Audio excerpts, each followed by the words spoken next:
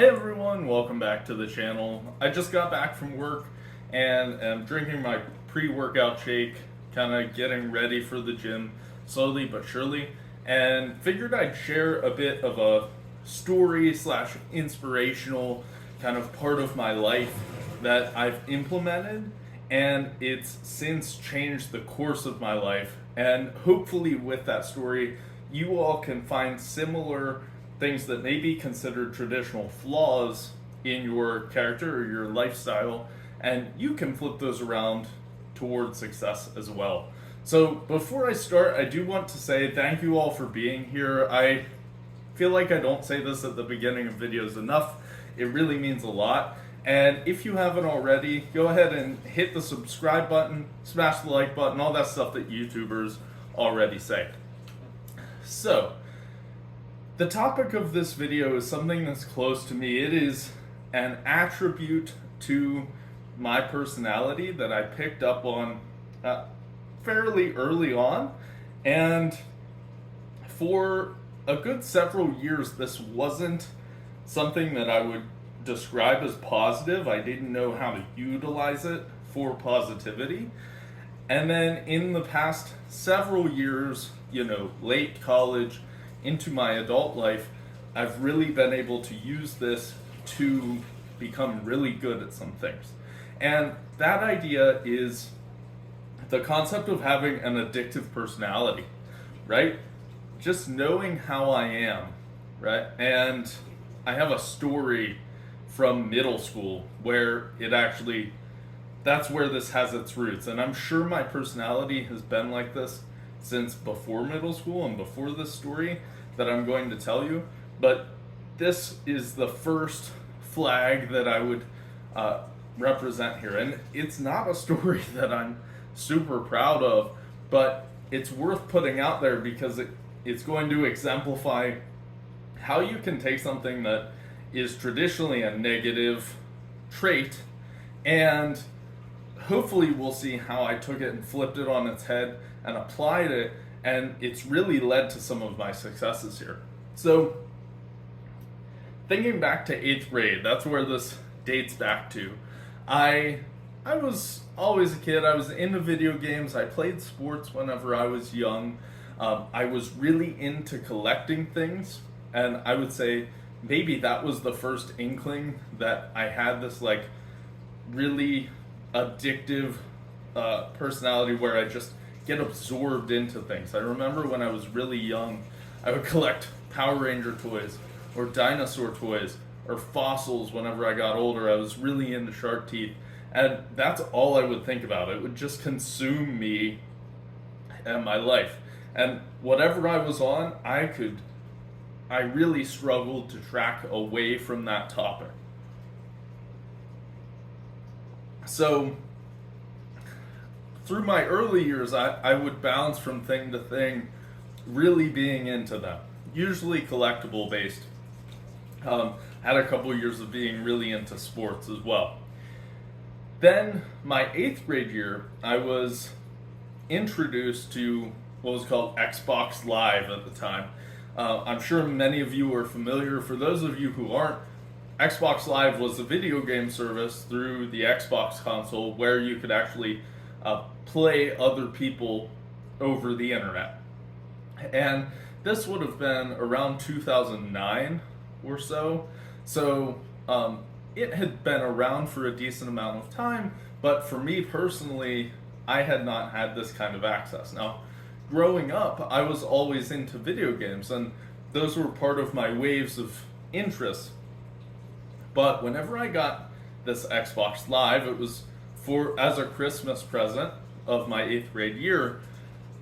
I found a game I had played before, Halo 3. And Halo 3 had a very competitive online multiplayer type setting. And in the ranked matches, they would basically rank you on something like a normal curve based on your skill set from 1 to 50. I don't know the intricacies of how that skill rating worked, but it was something along those lines. And for all intents and purposes of the game, it was just so that you would play people of similar skill so that you would have fun on the game. But me, this was the first instance of my hyper-focused slash addictive personality taking a hold of something that had a competitive nature to it, and it seemed to amplify it. So I would just think relentlessly about how I could become a skill level 50, which was the highest level in the game. And there was this stretch, let's call it a 6-month stretch. I got it in December, and till the end of school that year, essentially, where all I could think about was Halo and this competitive gaming aspect and how I could get better. And as a student, I really suffered. That was, to this date, my only C in academics was that semester. It was actually in math, which is kind of funny because I'll be teaching math this semester at work. And my other grades also suffered for sure. I'm sure they were low B's at that time, but part of the reason was what I was doing was during the week I would stay up really late, probably 3 a.m. ish, playing. And all I would do would be play. I would go to after school weightlifting and do that as well, so it wouldn't hinder me in sports and whatnot. I still competed in sports, but after I was done, it was Halo time, right? I was hyper focused on this idea, and I would play till 3 a.m. and then I would go to bed and sleep for like 2 hours. I remember setting my alarm for 5:30 or 6 a.m. to actually get up and play a little bit before school, and then I would go to school. So, and I would just repeat this process. Well, obviously you cannot function on that kind of schedule. I started to suffer academically a lot because of sleep, and then also I wasn't doing my homework, or at least I was procrastinating it until the last second, and then I wasn't getting great scores on my homework anyway. And I did this for nearly, half of a year. And I do have to give some context. I only had access to this online video gaming during the week because I was splitting time with my mom's side and my dad's side, and I only had the video games at my mother's side of the house, right? So I had to get this obsession fulfilled during the school week, and that's how I did it. And then on the weekends, I would just be constantly thinking about it, no matter what I was doing. Long story short, right? I had to have an intervention with my dad. My parents sat down and talked with me. They were like, your grades are sliding, what's going on, essentially. And I actually got really fortunate in that my mother moved, right? My mom's side moved after that summer, so we moved to an area without internet access, and I could no longer play Xbox Live as well as I went into high school. So I was forcibly kind of ripped away from this goal, and at the time it was difficult for me, but looking back it was perfect timing because as soon as I got back to school in the 9th grade, my grades all shot up, and I was, a high, like a 3.9 GPA in high school. So I was able to keep those high grades, and that's not to brag or anything, but that's just saying I went from that low performance area in my 8th grade year to I buoyed up to my more expected performance throughout high school. And a lot of it was due to that move, and also my parents sitting down with me as well, right? It was a two-sided approach there. Now, I will close that story with I made it to 48. That was the highest skill level I made. I never quite made it to 50, but some things, it's about the process, right? With that said, that half of a year told me in my head that I could become addicted to things. And ever since, I have known that if there is anything that has a mild chance of addiction or becoming obsessive about, I need to be careful, right? So that's the number one thing. I don't do anything wild or crazy out of the ordinary, if you all are picking up what I'm putting down there, because I know I have this addictive personality. And one, recognizing you have that personality or trait, this can apply to any negative trait, is the first step to using it for your benefit.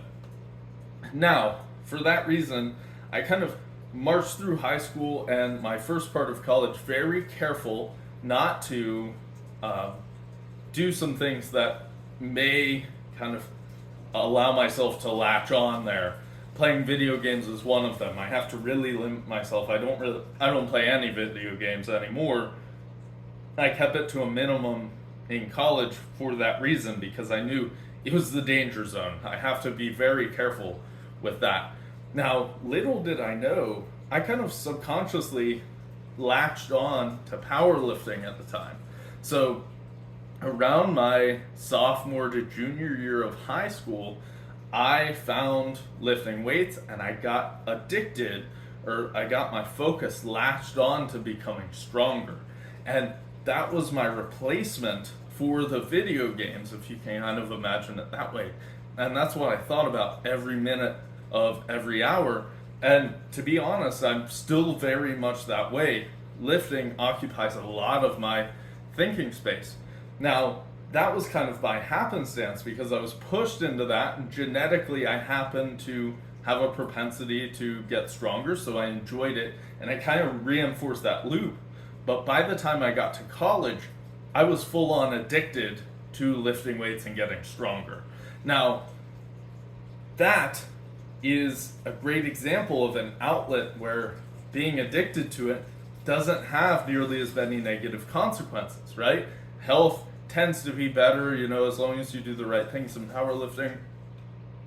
Going and competing in different countries, that addiction, and that's the funny thing, it's the same process that I saw early in my 8th grade year being applied to something else with way more positive benefits and way less negatives. Now, that leads me to now and my later college years into the present. I recognized, hey, wait a second.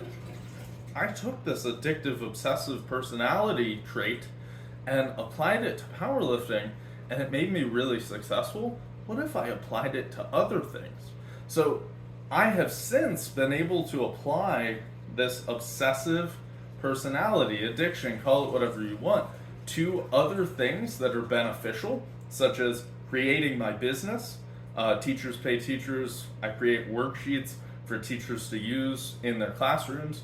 And in my own career and school, I like to collect praxis tests where, I'm certified in earth science, biology, physics, plan on collecting some more certifications I like to learn.